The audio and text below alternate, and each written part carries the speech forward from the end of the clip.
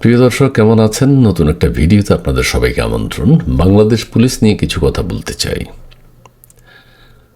2024-এর জুলাই আগস্টে বাংলাদেশে পুলিশদের উপর যে অত্যাচার নির্যাতন করা হয়েছে বিনা দোষে বিনা কারণে, পুলিশ শপথ নিয়েছে রাষ্ট্রের দায়িত্ব পালন করার জন্য।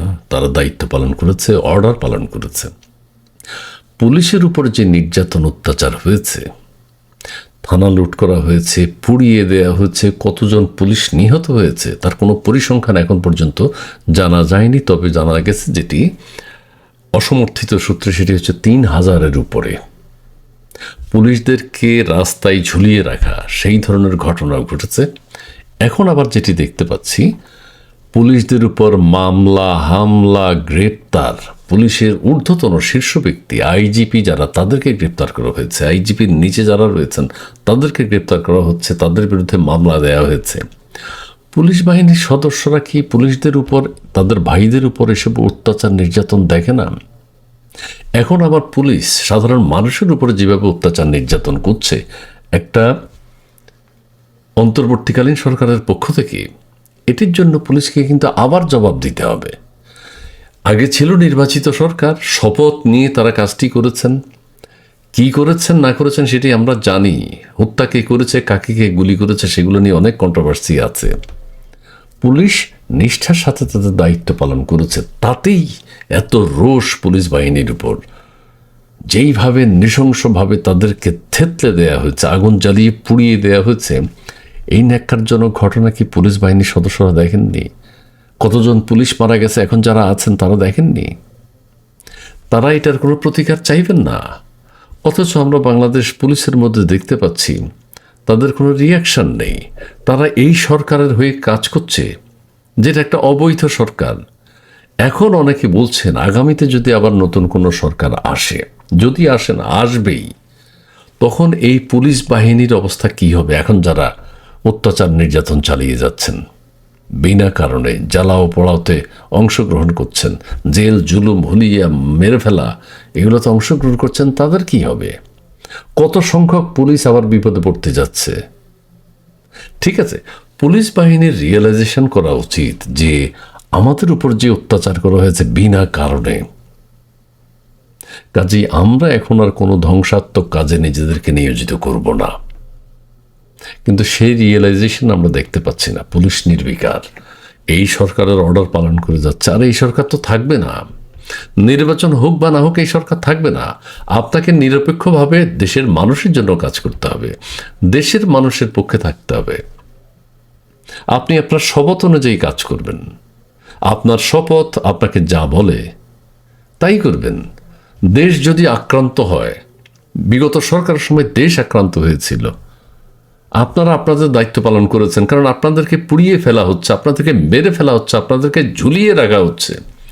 সেই ক্ষেত্রে আপনারা কারো অর্ডারের তো দরকার নেই, কিন্তু আপনারা কিছু করতে পারেননি। সেই সময় আপনারা ব্যর্থতার পরিচয় দিয়েছেন। অনেক পুলিশ বাহিনীর সদস্য নিহত, আহত, নানানভাবে এখন মামলা, হামলা, নানান কর্মকাণ্ড চলছে। এটা তো পুলিশ বাহিনীর মধ্যে একটা উপলব্ধি হওয়ার কথা। কি রে, আমরা কেন নির্যাতিত? আমরা আইন শৃঙ্খলা রক্ষাকারী বাহিনী, আমাদের উপর এত অত্যাচার কেন?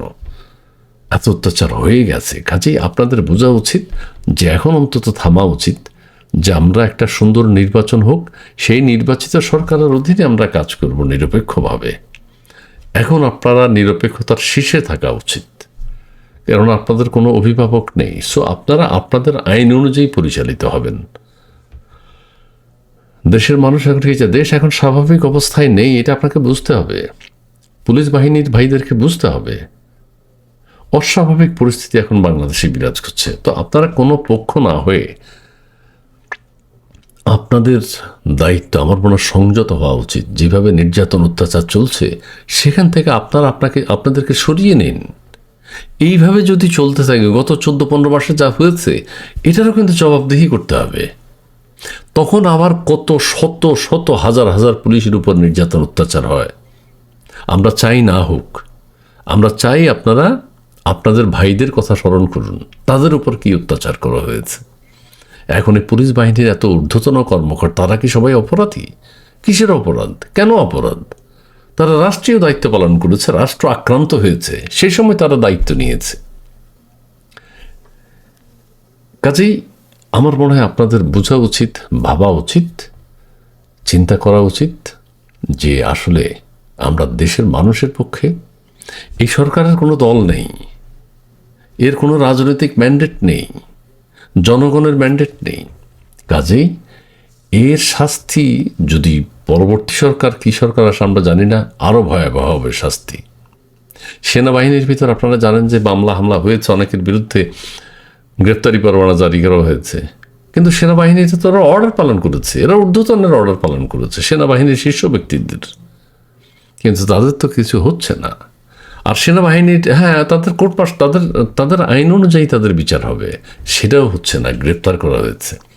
এটা কিন্তু গুড সিগন্যাল না। আগামীতে সেনাবাহিনীর হাজার হাজার, এখন তো 25 জনের বিরুদ্ধে মামলা হয়েছে, হয়তো 25,000-এর বিরুদ্ধে মামলা হবে, তখন কি হবে? এই অবস্থা চলতে দেয়া যায় না। ইউনূস সাহেবের উচিত ছিল এই হামলা মামলা যাতে না হয় বলতে পারতেন, বাইরে সবাই একসাথে আসেন, কাজ করি, দেশটাকে গঠন করি, একটা সুন্দর নির্বাচন দিই, রাজনৈতিক দলের কাছে ক্ষমতা হস্তান্তর করি। এত চক্রান্ত করার তো দরকার ছিল না।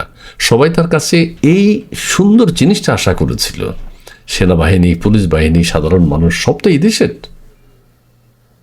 বলতে পারত যে সবাই সুন্দরভাবে কাজ করেন, দেশটাকে সাজাতে চাই, দল মত নির্বিশেষে কোনো দলাদলি থাকবে না। ওনার তো কোনো দল নেই, উনি একজন নোবেল লরিয়েট, উনি এই কথাটি বলতে পারতেন, কিন্তু সেই কথা তিনি বলেননি। তিনি প্রতিহিংসা পরায়ণ হয়েছেন, জেলাসি হয়েছেন। তিনি দেখে নেবেন দেশটাকে ছাড়খাড় করে দিচ্ছেন। কাজে আমাদের সেনাবাহিনী এবং আমাদের পুলিশ বাহিনীকে ভাবা উচিত, এনাফ ইজ এনাফ, আর নয়। আপনারা দেশের পক্ষে কাজ করুন। আওয়ামী লীগ, বিএনপি, জামাত বুঝবেন না, আপনারা দেশের মানুষের পক্ষে কাজ করুন। ধন্যবাদ।